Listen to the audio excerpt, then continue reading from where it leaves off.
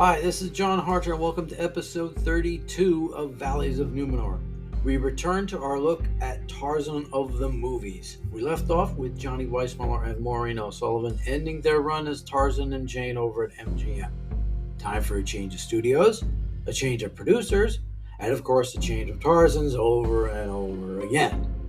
Then at the same time the ape man was on the big screen as one actor, he was on TV as another. Suddenly in the 70s, things came to a screeching halt.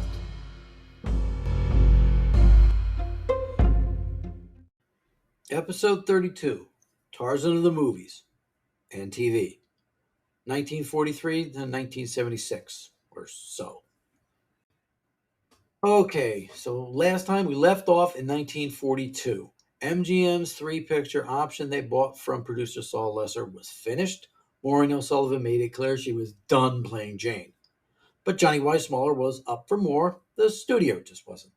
So Lesser stepped back into the lead and made a deal with RKO to make more Tarzan films. Now, RKO is unique among the major studios of the sound era in that it's the only one that completely disappeared. Studios like MGM, United Artists, and Columbia to some extent aren't major forces, but they're still around in some entity. RKO was a big player from the 1930s through the early 50s or so.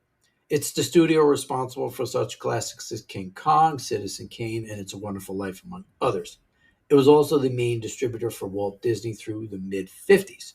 So it wasn't necessarily a step down going from MGM to RKO, but it ended up that way. The main change that had really happened over the past year was the United States entering World War II. As a result, there were two kind of pictures the studios were making: pure escapism and in-your-face propaganda and patriotism.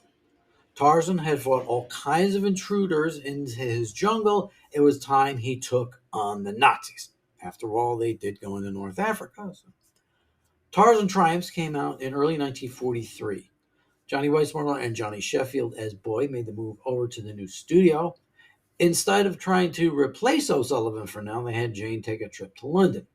In her place, Frances Gifford played Xanda, a girl from a lost city that the Nazis raid. They do the usual things the bad guys do in these pictures, attack Tarzan and think he's dead, capture the girl and boy and think they've made out, like bandits.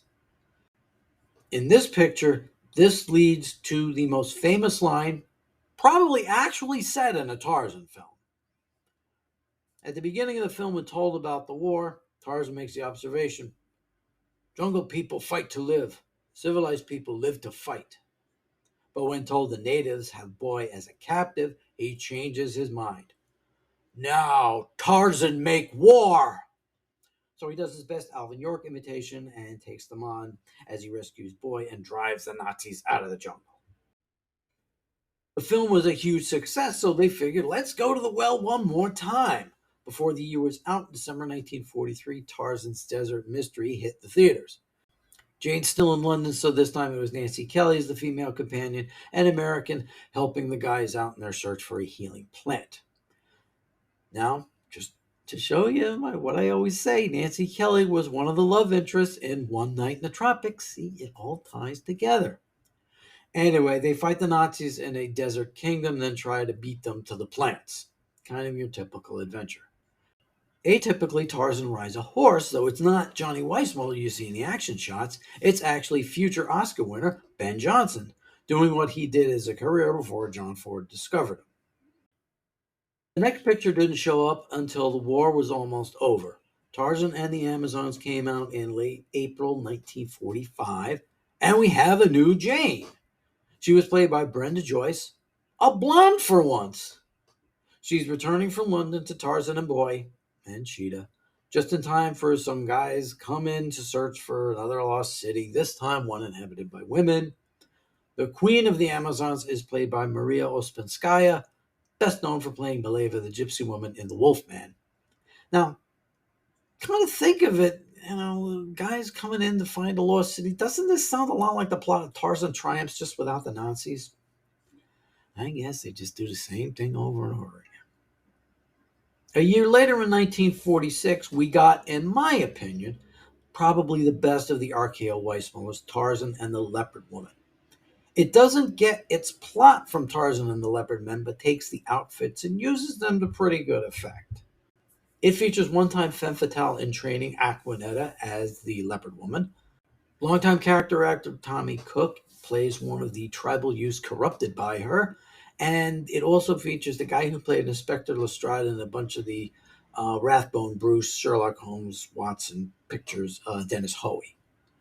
The climax in a cave where Tarzan sort of does a Samson-esque pulling down of a pillar while tied to it is actually pretty memorable. I remember I saw this when I was a little kid and just stuck in my head. 1947 brought us Tarzan and the Huntress. A female big game hunter is looking for animals to repopulate the zoos after the war. In a nod to the old days, a portion of it takes place in an Arab kingdom, and the finale involves a good old elephant stampede.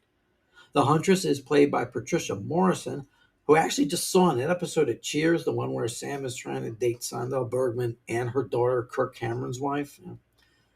This was the last film with boy Johnny Sheffield had grown up and couldn't really fit into the plot anymore.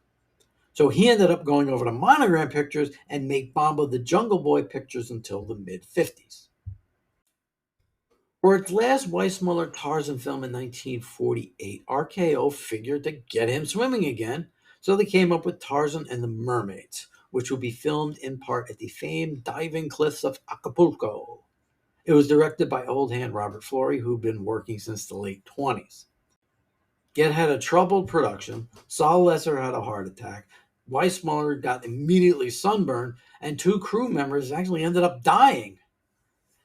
Anyway, the plot is Tarzan helps a girl who the high priest want, to have her marry some local god. The high priest is played by veteran villain George Zucco. But at least they got Johnny swimming again. With that, RKO decided to get itself a new Tarzan, but Johnny would not be out of work for long. Columbia picked him up and put out their own Jungle series. This one focused on the old character, Jungle Jim. As one critic put it, this allowed Weissmuller to still basically do Tarzan, but just keep his shirt on. Like Sheffield, he also did these until the mid-50s. In the later pictures, they dropped the Jungle Jim name altogether and just called him Johnny Weissmuller. Whatever works. So who would they get for a new Tarzan? RKO had Lex Barker under contract. He'd done some acting in the 30s, joined the Army, and fought in Sicily during World War II. After being discharged due to battlefield injuries, he returned to acting and signed with the studio. He'd been a character actor and done well enough for him to be considered for the role. He was more in line with Burroughs' description, strong but sleek. Thing is, his hair in black and white looked more blonde than brown or black. So in the first film, Tarzan's Magic Fountain, in 1949, we'd get a blonde Tarzan and Jane. Brenda Joyce was reprising her role from the last bunch of pictures. She'd only be the second Jane to play against 2 different Tarzans, Carla Schramm being the first. But she'd only last through the first film. In fact, Lex Barker ended up having 5 different Janes in 5 different films. Now, here's the open admission part of the podcast. I've never actually seen a Lex Barker Tarzan film. When I was growing up, the Weissmuller pictures were on WCBS Channel 2 and then WNEW Channel 5, with the one exception being Tarzan the Ape Man, which was on WOR Channel 9. I have no idea why. It wasn't until the mid-'80s, right before Channel 5 became a Fox affiliate, that they showed up for one run, either on Saturdays or Sundays. When AMC did their Tarzan weekend, was it like 20 years ago already? Jeez. I just wasn't around to watch them. And when TCM played Tarzan films on their Saturday morning matinee block, I was usually out and or maybe even had cut the cord at that point. I didn't even have cable. So I'm just going to look on the internet between Wikipedia and IMDb and give you a rundown for each and maybe a little info about both. Well, anyway, Tarzan's Magic Fountain from 1949 has the ape man helping in the search for a missing female aviator and her possible discovery of a fountain of youth. Lots of familiar faces are in the cast for those who know the 40s. Albert Decker is best known for Dr. Cyclops. Ellen Ankers did a lot of work for Universal earlier in the decade. Alan Napier is better known for most of us as Alfred from the Batman TV show. And Henry Brandon started out as Barnaby in Laurel and Hardy's Babes in Toyland, or as we in New York know it, March of the Wooden Soldiers. But he ended up in films like The Searchers, playing the Indian chief Scar. Tarzan and the Slave Girl from 1950 has Tarzan discover yet another lost city, but there's a disease running rampant, so a local doctor can come in and save the day. But of course, there's a big game hunter in there to mess things up. We also get a blonde hussy in there to try and take Tarzan away from a very little, kind of mousy Jane, played by Vanessa Brown. We even get a cat fight between the two. It lasts around 18 seconds, so don't get your hopes up. The big game hunter is played by Robert Alda, father of Hawkeye himself, and the doctor is played by Arthur Shields, Barry Fitzgerald's brother. 1951 brought us Tarzan's Peril, and some interesting bit of trivia for this. It was the first Tarzan film to do some filming actually in Africa, though not too much. And it has Dorothy Dandridge as the queen of the good guys who are under attack by a rival kingdom. Alan Napier is back as a detective on the hunt for an escaped convict who ends up helping the bad guys. Some places in the world may see this as Tarzan and the Jungle Queen, playing up Dandridge's appearance. Virginia Houston plays Jane, who had her career cut short by a car accident, so she thankfully survived and left the business a few years after this film. Tarzan Savage Fury came out in 1952, and it also has some interesting behind the scenes info. It was directed by Cy Enfield, who soon left for the UK, where he ended up directing some great films in the 60s, like Mysterious Island, Sands of the Kalahari, and one of my dad's favorite films, Zulu. Two of the names in the film are almost from The Return of Tarzan. One of the bad guys is Rakhov with a V, which is close to Rakhov with two Fs. By the way, the other bad guy is played by Patrick Knowles, another supporting name from Universal in the 40s. And the tribe in trouble by the outsiders is the Wazuli, which is close to Waziri. Dorothy Hart, who played Jane, oddly enough, also left the business soon after this film. She went to work with the United Nations. Lex Barker's final Tarzan film was Tarzan and the She-Devil from 1953, yet another elephant poaching tale that ends with a stampede. Monique Van Voren played said devil. Henry Brandon and Tom Conway are back in supporting roles, and the main bad guy is Raymond Burr. In the early 50s, he did very well in cheaper films as a tough guy, so he soon got the chance in a higher profile picture, stalking a wheelchair-bound Jimmy Stewart in Alfred Hitchcock's Rear Window. That got him noticed to finally play a good guy against the biggest star of all, Godzilla. Sure, they never appeared in the same shot together, neither did any of the other Japanese actors, but Godzilla King of the Monsters got him even more notice to eventually play the ultimate good guy, lawyer Perry Mason. And yeah, I know some of the people know him as the wheelchair-bound Ironside as well, so he ended his career on a good note. So that was it for Barker as Tarzan. He did a few more high profile pictures, including Away All Boats in the 1957 version of The Deerslayer with Rita Moreno. He then went to Europe for most of the 60s. He started out in 1960 in Federico Fellini's classic La Dolce Vita. He then went on to do 6 films as Old Shatterhand in the Wintertale film series. That's another one. I haven't seen many of the films. It was a huge thing in Europe. Carl May is a famous author, but here in the States, I don't know. I think I've only seen one of the movies, and that one had Stuart Granger as Old Surehand and Elke Summer as the female lead. So now we need another Tarzan.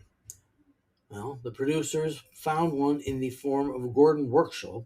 An agent saw him as a lifeguard and brought him in to be the next Tarzan. Only that last name would have to go. It doesn't exactly roll off the tongue, so he became Gordon Scott. He became the template for the bodybuilder Tarzan. He was extremely fit. His first picture was Tarzan's Hidden Jungle in 1955. You know the story. Hunters come to Tarzan jungle to cause problems, and he's got to take care of them and save the animals. And we've seen it before. Two of the intruders were to go on to become well-known faces. Jack Elam became a longtime character actor, best known for his wandering eye that had been blinded when he was a kid, as well as his later appearances in Once Upon a Time in the West, Rio Lobo, and of course Cannonball Run 1 and 2. The female lead was Vera Miles. A year later, she was cast alongside Henry Brandon, Natalie Wood, Jeffrey Hunter, and a fellow named John Wayne in John Ford's The Searchers. In 1957, she starred alongside Henry Fonda in Alfred Hitchcock's The Wrong Man. She so impressed the director, he signed her to a 5-year contract. Only when his next film came up, a picture with Jimmy Stewart called Vertigo, she turned it down to stay home with her kids and her husband of 2 years, Gordon Scott. So, whatever its merits, the movie did lead to something good. Now, Hitchcock obviously wasn't pleased with that, but he did overlook it when she got the role of Janet Leigh's sister in Psycho in 1960. She's the one who gets to meet Mrs. Bates at the end. Now, next time you watch it, look closely at the end and you'll see Minneapolis reporter Ted Baxter undercover as a security guard getting to the bottom of the whole Bates Motel case. This is the story that probably got him the job of anchor at WJM a few years later. For the next film, Tarzan and the Lost Safari in 1957, two changes took place. First, the series returned to MGM, which was a different studio than when they did their last Tarzan film. In the 40s, they were known for musicals. In the 50s, they were known for epics culminating in 1959's Ben-Hur. With that kind of success, they could afford something else. Color! This was the first time audiences could see Tarzan in Technicolor. In the film, Tarzan helps survivors of a plane wreck get back to civilization. Along the way, they go by the lost city of Opar, but don't get too excited. No law and no gold, just a regular native village. The writers did have Tarzan tell the female lead his origin story, but the writers got mixed up and called his mother Kerchak. I mean, Kala's a lot easier to say. Why not get it right? Tarzan's fight for life was next in 1958. Jane is back, this time played by Eva Brent. They also added a young character, sort of a boy substitute. This time, the bad guys are a couple of natives, a witch doctor and his henchmen. They try to prevent the chief from being cured by a group of visiting doctors, and Tarzan has to stop them before the chief dies. The witch doctor is played by the great actor James Edwards. If you haven't seen him in Home of the Brave or Steel Helmet, which is another one of my dad's favorites, seek them out. This guy's great. He also played the general's assistant in Patton, so you may recognize him from there.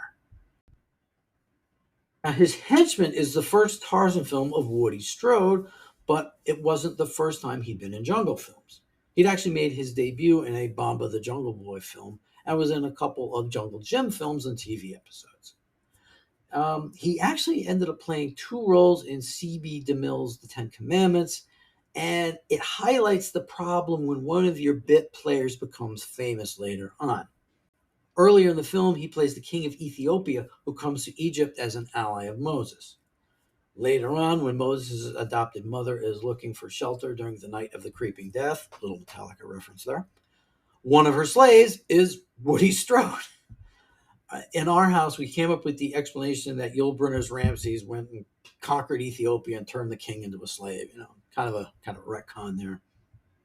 We'll catch up with Woody's career when we get to his appearances in the 60s films. Yes, he was back for more.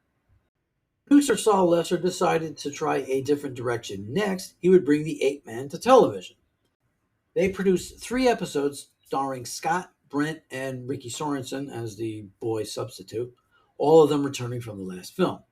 Unfortunately, all 3 networks passed on the project, and Lesser decided to retire from the business. The 3 episodes were later edited together and showed up on TV as Tarzan and the Trappers. Unfortunately, it was in black and white because only the really big shows like Disney and Bonanza would film in color at that point. Interestingly enough, one of the episodes featured the final film appearance of Madame Saltine Wynn, who was in the first Tarzan film.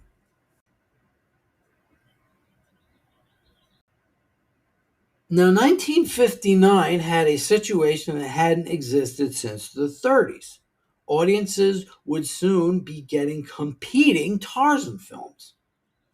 I'll do the one that showed up second, then go back to the first one. It'll just flow better that way. So MGM still wanted to do a Tarzan film, but Saul Lesser had sold the rights to another producer. More on him in a minute. What they could do was remake their own film, Tarzan the Ape Man. So they went for that option. They first wanted a young actor named William Smith, who'd been in the business almost 20 years at that point. He decided to pass and wait a while before becoming known for beating the daylights out of Rod Taylor, shooting Nick Nolte, getting beat up by Philo and Clyde, and teaching Conan about the riddle of steel. He recommended a contract player named Denny Miller for the role, so the films got their actual, honest to God, first blonde Tarzan. Prolific TV actress Joanna Barnes played Jane. Her most famous big screen role was as Claudia in the 1960 film Spartacus, where she's in the big scene with Woody Strode. See, it all ties together. Now, the film itself is it's a mess. They shot the movie in color, but decided to reuse footage from the first Tarzan the Ape Man to save money. I guess they figured, well, we'll colorize it. Who'll notice? Well, anyone with eyes that could see, that's who. They also tossed this footage from King Solomon's Mines for good measure, but at least that was in color. That footage was actually busy that year. The same producer also reused it for the film Watusi. The remake of Tarzan the Ape Man wasn't very successful, but Miller soon ended up becoming a familiar face on TV. He played one of the scouts on Wagon Train for several years. Those of us who watch syndicated television recognize him for his two appearances on Gilligan's Island. The first time he played a surfer who somehow ends up on the island, then somehow surfs his way off. The second time he played an actor who was trying out for a role in a Jungle Man picture.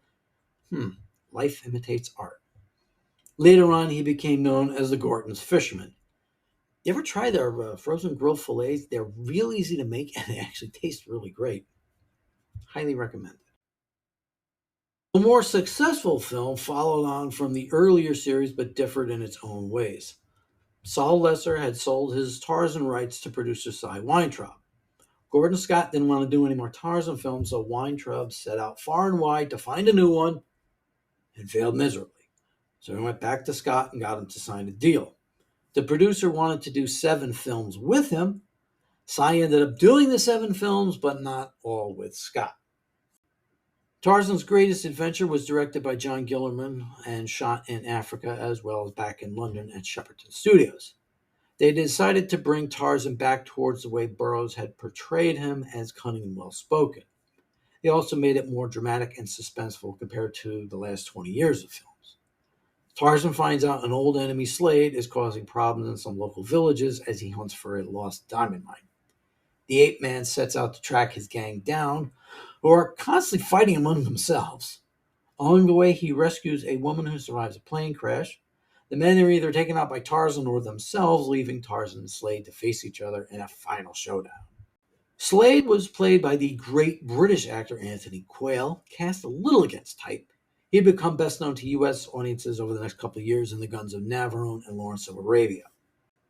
One of the henchmen was played by an up-and-coming young Scottish actor who just made a film with Walt Disney, so he was on his way. Weintraub and the other producers liked him so much in this film that they wanted him back for the next one, even though, spoiler, he dies in this one. He said he'd love to come back, but he just signed a contract with Albert Broccoli to do a spy picture, so he couldn't come back. In the end, I think things turned out well for Sean Connery, don't you? Tarzan's Greatest Adventure won the Battle of the Tarzan, so Paramount exercised their option for a second film, this one entitled Tarzan the Magnificent, released in 1960. It has absolutely nothing to do with the Burroughs book of the same name. Tarzan runs into Africa's version of the Clantons with the angry father and his reprobate sons. One of them, Coy, gets caught after a policeman is killed, and Tarzan takes the job of bringing him in to collect the reward to give to the widow. But his father and brothers are out there looking to get him back. Again, the film is very adult-oriented, both in dramatic terms and in action. But Paramount decided not to produce any more Tarzan films. With that, Scott decided to leave again, this time for good. He went off to Europe to join in on the Peplum craze like practically every other muscular dude. He joined his buddy Steve Reeves in the story of Romulus and Remus, Duel of the Titans. I remember the old premium cable channel Spotlight had this running the same month that they had Clash of the Titans on in 1982. He did Goliath one time. I don't think he ever did Hercules specifically, but was in one or two of those pictures that they turned into the Sons of Hercules on the old TV syndication package. Once the craze ended in the mid 60s, he ended his career playing secret agent Bart Fargo in Danger Death Ray. Ba-ba-da-ba-da-da. So, yet again, it was time for a new Tarzan. They had one guy in mind, but he got injured. In the meantime, MGM picked up the rights again, and this time they decided to take Tarzan out of Africa again. Plans were made to film in India, but they still needed a Tarzan. Right before they were ready to go, they decided on Jock Mahoney, which was very interesting because he played the bad guy Coy in the last Tarzan film. Mahoney had been in movies for over a decade as a stuntman and eventual leading man. He was also in Away All Boats with previous Tarzan Lex Barker and another famous face in a bit role, a fellow named Clint Eastwood. My favorite of his early films is The Land Unknown, where a helicopter lands on an island full of cheap dinosaurs. He was also the star of the Western show Yancey Derringer. Around this time, he was married to Margaret Field, who had a daughter from a previous marriage, Sally. She's mentioned she doesn't have many fond memories of him, even alleging abuse, so I'm just going to leave this here. Tarzan Goes to India came out in 1962. The ape man tries to rescue a herd of elephants who don't need those big plastic ears because this is India, from being flooded out after a dam is built. Kind of a strange plot for a Tarzan film, but it gave an excuse not to be in the usual jungle. Director John Gillerman came back, but ended up becoming very ill on set. A harbinger of things to come. The next year, Mahoney returned in Tarzan 3 Challenges, filmed in Thailand. It's oddly named because it involves not 3 challenges, but several sets of 3 challenges. Tarzan becomes the protector of a young prince against his uncle, but this is no Hamlet. It ends with Tarzan and the uncle battling over vats of boiling oil on a rope net. It's actually kind of cool. The uncle is played by Woody Strode back in a Tarzan film. Since the last picture, he'd become a member of John Ford's stock company. He was the star of Sergeant Rutledge, played an Indian in Two Rode Together. He was John Wayne's manservant in The Man Who Shot Liberty Valance, and a Chinese warlord in Seven Women. He was certainly versatile. He'd also been nominated for a Golden Globe for his role in Spartacus. Later on, he'd be one of the professionals in Richard Brooks's Great Western in 1966 before he returned to Tarzan once more. Now, during filming in Thailand, Mahoney became ill. I mean, really ill. He came down with dysentery and dengue fever and pneumonia, and he ended up losing about 50 pounds. He was lucky to get out of there alive. He returned home to recover, but was done with Tarzan.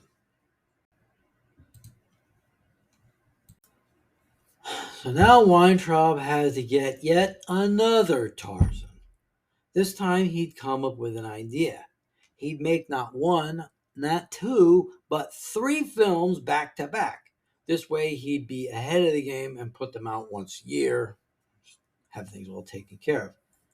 As for Tarzan, he was able to sign Mike Henry, former linebacker for the Steelers and Rams.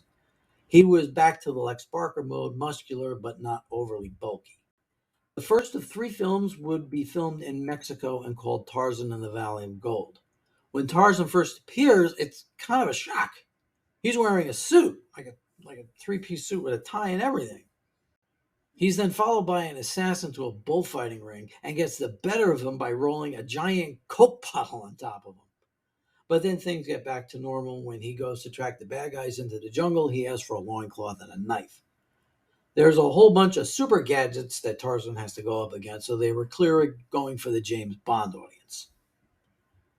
Now, the film was supposed to be an early big screen appearance for an up-and-coming young actress, and she'd even done some publicity for it, but right before filming started, her agent pulled her out of it. It wasn't for another year and another Valley film, Valley of the Dolls, that mainstream audiences got to see Sharon Tate. Nancy Kovac took over her role. There was also an official nominalization by Fritz Lieber, though there's some people who think it may actually be an adventure of Philip Jose Farmer's Lord Grandrith. If only the internet was around back then for all kind of theories and all. But for the most part, I'd say they pulled off the mix of jungle picture and spy film. The film also featured a young boy who was the MacGuffin to the whole plot. He was played by Manuel Padilla Jr. They must have really liked him because he showed up in the next Tarzan film, Tarzan and the Great River. He played a different character since it took place in Brazil and was shot there as well. It was sort of a riff on the African Queen, with the Humphrey Bogart role being played by Borscht Belt comic and TV regular Jan Murray. Could we say comic relief? It's actually not too bad, though. The third of the three Henry films was Tarzan and the Jungle Boy. No, not Manuel again, though he'd be busy enough. More on him in a little bit. This time, Tarzan searches the jungle for a modern version of Tarzan, or probably Korak more precisely. It's a boy who was lost when he was 7, but people swear they still see him. But for some reason, there's a pair of brothers who don't want him found again. Again, it was a decent enough picture with some pretty good action. The three films were generally successful, being distributed by American International Pictures. They ended up double billed with completely different type of films, like Tarzan in the Valley of Gold was double billed with Frankenstein Conquers the World. But if Jock Mahoney suffered badly during his two pictures, Henry may have suffered worse. During Tarzan and the Great River, he was bitten on the jaw by his chimp co-star. It took almost 24 stitches to get it closed. He got a severe fever and felt the ill effects for weeks. Between that and other injuries on the set, he decided he had enough and ended up suing the production company. They settled out of court. Henry did bounce back quickly, making 2 films with John Wayne, 3 with Charlton Heston, and became Hot Lips Houlihan's husband on MASH. I think my grandmother actually worked with Loretta Swit's mother back in Passaic back in the 40s. But his most famous role came in 1977 when he was paired with Jackie Gleason as father and son in Smokey and the Bandit. It's a testament to Henry that he could go from playing a sophisticated Tarzan to Junior Justice in a way that makes Jethro Bodine look like a Rhodes Scholar. Unfortunately, Henry got Parkinson's disease in the late 80s and passed away just a few years back. But Cy wasn't done. He decided it was time to try the small screen again. He intended to have Mike Henry play Tarzan on TV, but that wasn't going to happen. So yes, time for another Tarzan. This time they found it in the form of Ron Ely. He made his debut in the film version of South Pacific and appeared with tough guy Clint Walker in Night of the Grizzly and soon-to-be girlfriend Ursula Andress in Once Before I Die. Now, that film's director would do a Tarzan film of his own. Looks like we'll probably get to that next time. The Gordon Scott Show was a half-hour shot in black and white. This time they do it in full color for a full hour.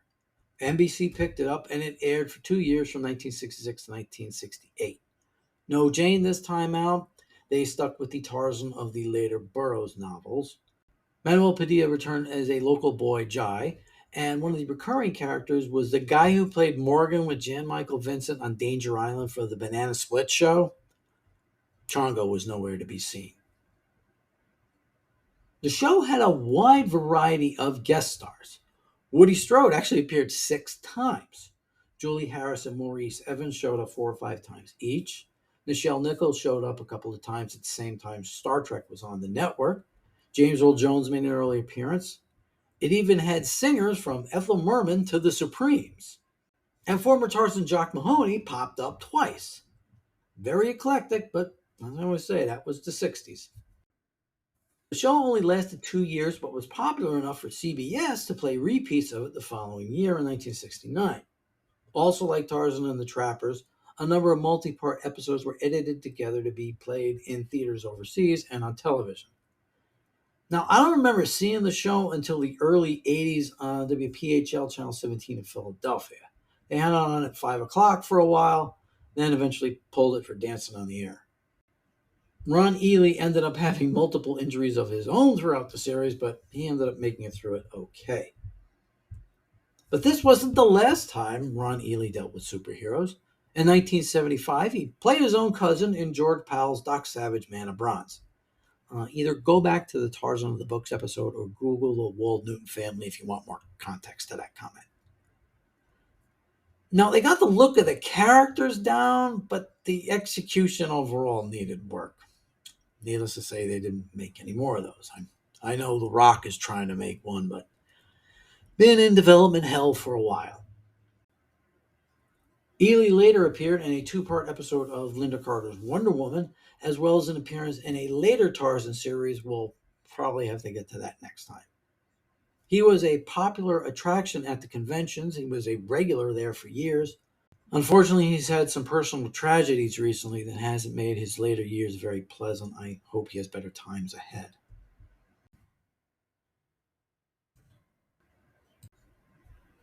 The Burroughs estate has been very proprietary about Tarzan. They don't let just anyone make a Tarzan film. In the early 60s, during the Peplum era, one company tried to make a Tarzan film but was stopped by ERB Inc. They retitled it Tor the Mighty. If you're ever seeing Cave Dwellers, this is the picture they pixelated over the opening credits. In the late 60s, as the TV show was winding down, a European film company went to make their own Tarzan film. They hired a guy from Eastern Europe, Steve Sippick, renamed him Steve Hawks, and released their film Tarzan in the Golden Grotto. Where was Hef when you needed him? That is until the Burroughs people found out. They made them rename it King of the Jungle. But it must have done okay enough for them not only to make a sequel, but actually license the Tarzan name to use in the title. Tarzan and the Brown Prince came out in the early 70s. Unfortunately, the problems of movie Tarzans continued. During a scene where Tarzan and the female lead were tied to a stake near a fire, the fire got out of control and burned Hawks and his co-star severely. This ended their attempt at Tarzan film. With that, for most of the 70s, Tarzan became the province of TV reruns and comic books. Gold Key had it in the 60s, DC had the license in the early 70s, while Marvel picked it up in the late 70s. There was one exception, Tarzan of the cartoons. In 1976, Filmation debuted Tarzan, Lord of the Jungle on CBS Saturday mornings. The company had gotten their start back in the 60s doing superhero cartoons, Superman, Batman, Aquaman, even some Justice League and Teen Titans shorts. I wish they'd get that Superboy lawsuit straightened out so we can get a DVD of those cartoons. Filmation lucked out next by getting the rights to another comic series, Archie, which led to Sabrina the Teenage Witch and the Groovy Ghoulies. Tarzan Lord of the Jungle started out as a half hour with a season full of episodes, which for a cartoon was 16 or 17 at that point. What they do is they'd run them like 3 times a year. The later 3 seasons were shorter, about 8 episodes each. One of them was actually a 15-minute episode season. They'd split the half hour with another character. They went very heavy on the rotoscoping, drawing over actors performing the moves. When we were watching it, my buddy David and I were watching, we go, wow, that almost looks real. Well, turns out it was. Now, Tarzan is portrayed in the well-spoken loner mode of the later books, though Jane makes one appearance. His constant companion was Nakima, the monkey of the later books. They use a lot of characters and places from the books like Jad Belja, Paludan, Namir, and Athni and Kathni, though the latter was renamed Xandor. Warner Archives has released a DVD of season 1, but they didn't do any restoration on it. It's kind of rough watching that on a 4K TV. But overall, it ended up being a great introduction to the character as opposed to the films on Saturday afternoons and Sunday mornings. It would tide us over until Tarzan would take to the big screen once more.